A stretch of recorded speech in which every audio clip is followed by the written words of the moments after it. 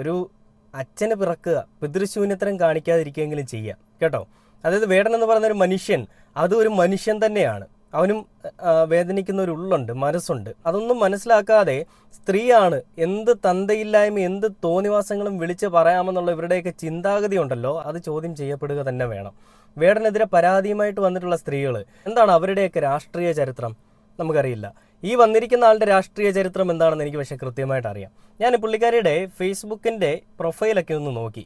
അമ്മച്ചി ഇങ്ങനെ നല്ലപോലെ കിണിച്ചുകൊണ്ട് നിൽക്കുന്ന ഫോട്ടോ ആയിട്ട് ഇങ്ങനെ ഈ കഴുതയൊക്കെ ചിരിക്കും പോലെ പുറകിലൊരു മാമച്ചി ഇങ്ങനെ ഇരിപ്പുണ്ടല്ലോ. ആരാണത്? എവിടോ കണ്ട് നല്ല പരിചയമുള്ളൊരു മുഖം. അതെ, അത് തന്നെ, നരേന്ദ്രമോദി, നമ്മുടെ മോദിജി, നമ്മുടെ പ്രധാനമന്ത്രി അങ്ങേയറ്റം ആരാധിക്കുന്ന ഒരു വനിതയാണെന്ന് തോന്നിയിട്ട്. ഇപ്പോൾ 19K ഫോളോവേഴ്സാണുള്ളത്. ഈ ഒരു പ്രശ്നം കൂടിയാവുമ്പോൾ 19 എന്നുള്ളത് 20 ആവും.